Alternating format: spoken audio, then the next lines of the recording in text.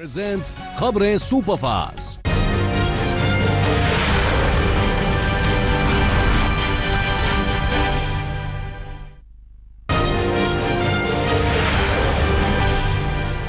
हाफिज सईद को नजरबंद किए जाने के साथ ही पाकिस्तान ने जमातुद दावा के कई ठिकानों पर छापेमारी की।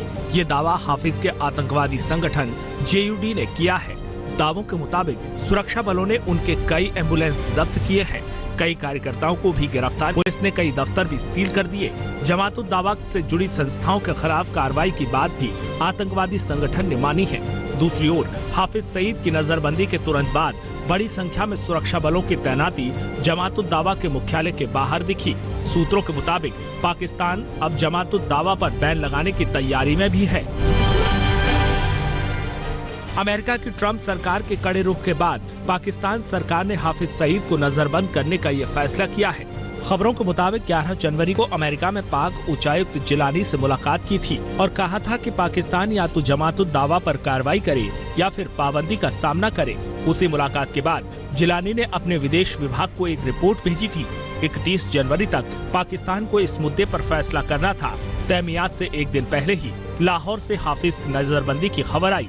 वैसे पाकिस्तान के वरिष्ठ पत्रकार हामिद मीर के दावों की माने तो चीन की सलाह पर पाकिस्तान ने ये कदम उठाया है।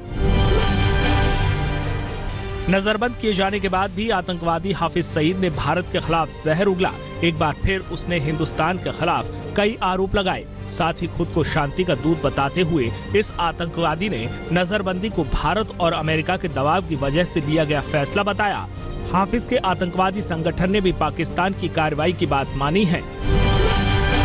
इस वक्त चूंकि ट्रंप नया अमेरिका का सदर बना है और वो इस वक्त मोदी से बड़ी गहरी दोस्ती निभाना चाहता है।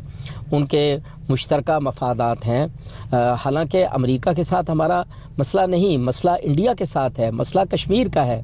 लेकिन आज यानी मोदी इसके लिए जोर डाल रहा है। हाफिज सईद 26/11 के मुंबई हमले का मास्टरमाइंड है। 2008 में हुए हमले में 166 लोगों की मौत हुई थी, जिसमें 6 अमेरिकी नागरिक भी मारे गए थे। हाफिज का आतंकवादी संगठन जमातुद दावा पहले लश्कर-ए-तैयबा के नाम से भी जाना जाता था। लश्कर-ए-तैयबा ने ही 2002 में संसद भवन पर आतंकी हमला किया था। उसी हमले के बाद लश्कर पर बैन लगा था और फिर हाफिज ने आतंकी संगठन का नाम बदलकर जमातुद दावा रख लिया था। जून 2014 में अमेरिका ने जमातुद दावा को भी अंतर्राष्ट्रीय आतंकवादी संगठन घोषित कर दिया। हाफिज सईद पर अमेरिका ने $1 करोड़ का इनाम भी घोषित किया था।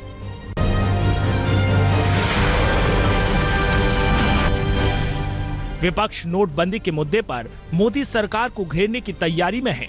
कई पार्टियां नोटबंदी के बाद के हालात पर चर्चा करने पर अड़ी हुई हैं। वहीं TMC ने बजट सत्र के शुरू के 2 दिन कार्रवाई से दूर रहने का फैसला किया है। पूर्व प्रधानमंत्री मनमोहन सिंह ने बीजेपी पर पलटवार किया है। विजय माल्या को मदद के आरोपों पर मनमोहन सिंह ने कहा कि जो किया वो गलत नहीं था। माल्या की चिट्ठियों को उन्होंने सामान्य चिट्ठी बताया। बीजेपी ने मनमोहन सिंह और P चिदम्बरम पर माल्या को लोन दिलाने में मदद का आरोप लगाया। केंद्रीय मंत्री वेंकैया नायडू ने तो दोनों को नाकाम अर्थशास्त्री तक बता दिया। 1 फरवरी से ATM से रुपयों की निकासी को लेकर RBI ने अहम फैसला किया है, जिसके तहत करंट अकाउंट से कैश निकासी की सीमा खत्म कर दी गई है। यानी चालू खाते से आप मनचाहा कैश निकाल सकते हैं। हालांकि सेविंग अकाउंट से अभी भी हफ्ते में 24,000 तक कैश निकालने की आजादी है, जिसे खत्म करने का फैसला कुछ दिनों में हो सकता है।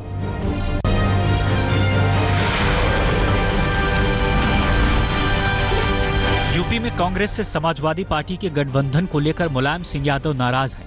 उन्होंने साफ साफ कहा है कि मैं अखिलेश के लिए प्रचार नहीं करूंगा। उनकी नाराजगी 105 सीटों को लेकर है, जो कांग्रेस को दी गई है। मुलायम ने अपने कार्यकर्ताओं से कहा है कि वे उन 105 सीटों पर अपना पर्चा दाखिल करें। मुलायम की तल्खी के बीच अखिलेश यादव ने कहा है कि यूपी चुनाव में जीत मिली तो इससे नेताजी की इज्जत ही बढ़ेगी। एटा की रैली में अखिलेश ने कहा कि सिंबल बच गया, अब समाजवादी विचारधारा को बचाना है। कांग्रेस ने कहा है कि मुलायम के बयान से कोई लेना देना नहीं, क्योंकि 90% पार्टी अखिलेश के साथ है। वहीं बीजेपी ने इस मुद्दे पर चुटकी ली है। पार्टी नेता रीता बहुगुणा जोशी ने कहा है कि समाजवादी पार्टी पर अखिलेश के जबरन कब्जे से मुलायम नाराज है। लंबे अंदरूनी घमासान के बाद अलग थलग पड़ चुके समाजवादी पार्टी नेता शिवपाल सिंह यादव आज अपना नामांकन पर्चा दाखिल करेंगे। वे इटावा के जसवंत नगर से उम्मीदवार बनाए गए हैं। बता दें कि इस बार पार्टी ने अपने स्टार प्रचारकों की लिस्ट में शिवपाल को शामिल नहीं किया है। अरविंद केजरीवाल की मुश्किलें खत्म नहीं होती दिख रही। अब शिरोमणि अकाली दल ने उनके खिलाफ चुनाव आयोग को चिट्ठी लिखी है। उसमें केजरीवाल पर एफआईआर दर्ज करने की मांग की गई है। पार्टी ने आरोप लगाया है कि जब से पंजाब में आम आदमी पार्टी राजनीति में आई है, तब से पवित्र ग्रंथों के अपमान के मामले सामने आ रहे हैं। खालिस्तान लिबरेशन फोर्स से जुड़े शख्स के घर में केजरीवाल के रुकने का जिक्र भी पार्टी ने अपनी चिट्ठी में किया है। अकाली दल के इन आरोपों पर केजरीवाल ने कहा है कि हार के डर से अब उन्हें हर एक पंजाबी आतंकी नजर आ रहा है। तरनतारन में एक रैली के दौरान उन्होंने आरोप लगाया कि अब आरएसएस और अकाली दल कांग्रेस के लिए वोट मांग रहे हैं। बीजेपी अध्यक्ष अमित शाह ने अरविंद केजरीवाल और कांग्रेस पर कल जमकर हमला बोला। लुधियाना में एक रैली के दौरान आरोप लगाया कि केजरीवाल दिल्ली के सीएम हैं, लेकिन वे कभी गोवा, कभी गुजरात तो कभी पंजाब में नजर आते हैं। वहीं कांग्रेस नेता कैप्टन अमरिंदर सिंह पर हमला बोलते हुए अमित शाह ने कहा कि वो खुद को कैप्टन बताते हैं, लेकिन राहुल के आगे वे सिपाही बन जाते हैं। बागपत के छपरौली विधानसभा क्षेत्र में आरएलडी उम्मीदवार के प्रचार के दौरान आचार संहिता के उल्लंघन का मामला सामने आया है। पार्टी नेता जयंत चौधरी की पत्नी चारू चौधरी प्रचार करने पहुंची थी। इस दौरान उन्हें नोटों की माला पहनाई गई। खूब ढोल नगाड़े भी बजे। प्रशासन ने इस मामले का वीडियो रिकॉर्डिंग कराया है और जांच में जुटी है।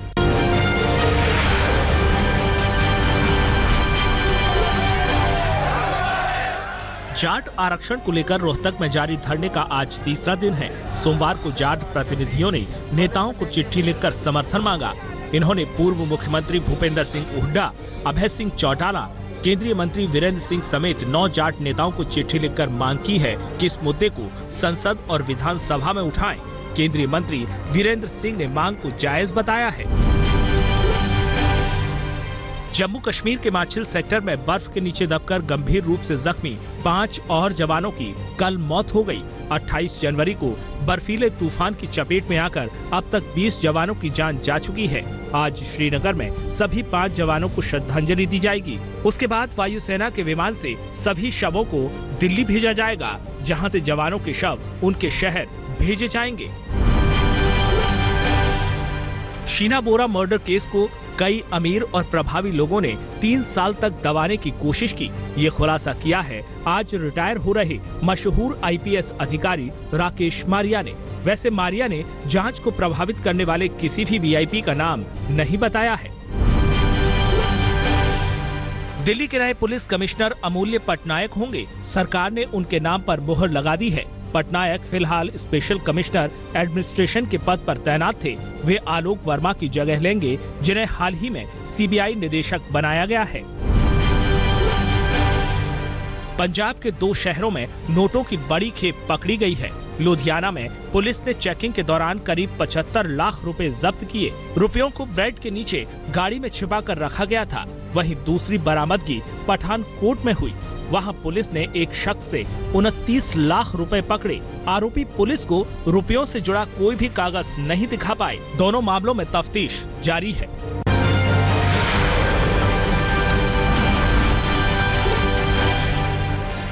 महाराष्ट्र के लातूर में एक ऑयल मिल में केमिकल की टंकी की सफाई के दौरान बड़ा हादसा हुआ। सफाई करने टंकी में उतरे 4 मजदूरों की दम घुटने से मौत हो गई। इसके बाद उन्हें देखने के लिए एक एक करके 5 मजदूर टंकी में उतरे। उनकी भी जान चली गई। घटना के बाद अफरा तफरी फैल गई। जेसीबी से टंकी को तोड़कर शवों को बाहर निकाला गया। घटना के बाद से नाराज परिजनों ने मिल मालिक और अधिकारियों पर सख्त कार्रवाई की मांग की है। महाराष्ट्र सरकार ने भी दोषियों पर कार्रवाई के आदेश दिए हैं।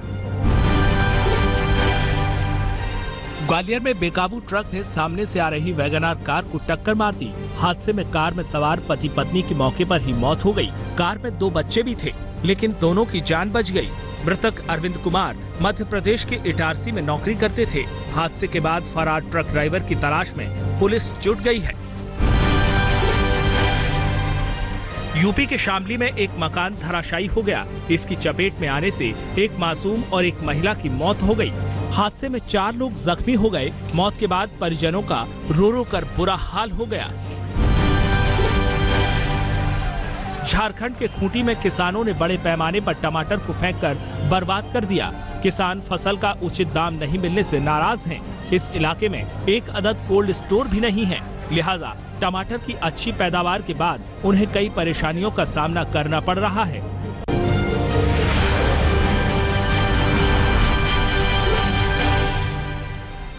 दिल्ली के यमुना विहार में पंजाब नेशनल बैंक में घुसकर चोरी हो गई। आरोपी बैंक में घुसे और वहां से एलईडी टीवी चुराकर फरार हो गए। आरोपियों की तस्वीरें सीसीटीवी कैमरे में कैद हैं, जिनकी मदद से पुलिस जांच में जुटी है। गया में सरेराह एक लड़की से पर्स छीनने की वारदात सामने आई है। पूरी तस्वीरें सीसीटीवी कैमरे में कैद हैं। पीड़ित लड़की बिराज तालाब रोड से अपने घर जा रही थी, तभी बाइक सवार दो लड़कों ने उसका पर्स झपट लिया। पर्स बचाने के चक्कर में लड़की बीच सड़क पर ही गिर पड़ी। हालांकि दोनों बाइक सवार भी गिर पड़े। पकड़े जाने के डर से दोनों आरोपी बाइक छोड़कर भाग गए। पुलिस अब पूरे मामले की जांच में जुटी है। महाराष्ट्र के धुले में एक शख्स को कार में बंद कर जिंदा जलाए जाने का मामला सामने आया है। बताया जा रहा है कि संपत्ति विवाद में उसकी हत्या की गई। आरोप मृतक के चाचा और चचेरे भाई पर है। इस मामले में पुलिस ने 5 लोगों को हिरासत में लिया है। मध्य प्रदेश के देवास में 2 बेटियों से उनका सौतेला बाप महीनों तक छेड़खानी करता रहा, सताता रहा और पीड़ित बेटियां लोहे की पट्टी पर अपनी दास्तान लिखकर मदद मांगती रहीं। बेटियों की मां की मौत 6 महीने पहले ही हो चुकी थी। जानकारी मिलने पर जब किसी अनजान ने चाइल्ड लाइन को खबर दी, तब इस मामले की सच्चाई सामने आई। पुलिस ने तुरंत आरोपी बाप को गिरफ्तार कर लिया। मेडिकल की तैयारी कर रही एक छात्रा के बॉयफ्रेंड ने शादी का झांसा देकर उससे शारीरिक संबंध बनाए, फिर अश्लील फोटो लेकर ब्लैकमेलिंग शुरू कर दी। जोधपुर में ये वारदात हुई। सोशल मीडिया पर तस्वीरें वायरल करने की धमकी देकर आरोपी ने लड़की को अपने दोस्तों के हवाले भी किया, लेकिन तंग आकर छात्रा ने परिजनों को सारी सच्चाई बताई। तब पुलिस ने केस दर्ज कर आरोपी दोस्त को गिरफ्तार कर लिया। आरोपियों ने पीड़ित की सहेली को भी धमकाया। ग्वालियर में एक फौजी के बेटे ने सुसाइड कर लिया। पुलिस ने लूट की वारदातों में हिरासत में लिया था। वहीं से फरार होकर उसने फांसी लगा ली। 24 अप्रैल को ही उसकी शादी होनी थी। परिजनों का आरोप है कि पुलिस के टॉर्चर से तंग आकर उसने अपनी जान दी। कोयला घोटाला उजागर करने वाले विनोद राय की अगुवाई में सुप्रीम कोर्ट ने भारतीय क्रिकेट कंट्रोल बोर्ड यानी बीसीसीआई के 4 प्रशासकों की नियुक्ति कर दी है। राय के अलावा बाकी 3 प्रशासकों में इतिहासकार और क्रिकेट लेखक रामचंद्र गुहा, आईडीएफसी अध्यक्ष विक्रम लिमे और पूर्व महिला क्रिकेटर डायना एडुल्जी शामिल हैं। विक्रम लिमे, कोषाध्यक्ष अनिरुद्ध चौधरी और अमिताभ चौधरी बीसीसीआई की तरफ से आईसीसी की मीटिंग में शरीक होंगे। बीसीसीआई की 4 सदस्यीय प्रशासनिक समिति का अध्यक्ष नियुक्त किए जाने को पूर्व सीएजी विनोद राय ने नाइट वॉचमैन की भूमिका करार दिया है।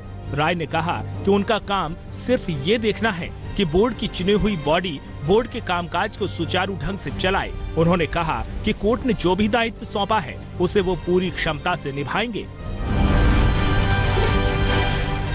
ओलंपिक खेलों में प्रदर्शन सुधारने के लिए खेल मंत्रालय ने एक टास्क फोर्स का ऐलान किया है।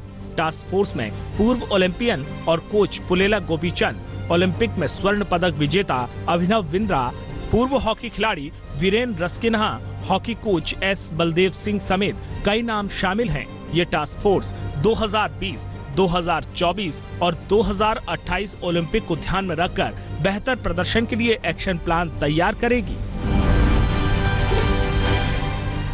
ऑलराउंडर मार्कस स्टोनिस की नाबाद 146 रनों की रिकॉर्ड तोड़ पारी के बावजूद ऑस्ट्रेलिया को न्यूजीलैंड के खिलाफ पहले वनडे में 6 रन से हार का सामना करना पड़ा। ऑकलैंड में स्टोनिस जब क्रीज पर उतरे तो जीत के लिए 287 रनों का पीछा कर रही कंगारू टीम 54 रन पर 5 विकेट खो चुकी थी। स्टोनिस ने पारी को संभालते हुए 117 गेंदों पर 11 छक्कों और 9 चौकों के सहारे 146 रन बनाकर ऑस्ट्रेलिया को जीत की दहलीज पर पहुंचा दिया, लेकिन दूसरे छोर से उन्हें साथ नहीं मिला और पूरी टीम 47 ओवर में 280 रन बनाकर आउट हो गई। ऑकलैंड के ईडन पार्क में 27 साल के स्टोनिस ने हेजलवुड के साथ आखिरी विकेट के लिए 54 रनों की साझेदारी की। इस भागीदारी की खास बात ये थी कि इस दौरान हेजलवुड ने एक भी गेंद नहीं खेली। हेजलवुड के आउट होते ही साझेदारी टूट गई और कंगारू टीम हार गई।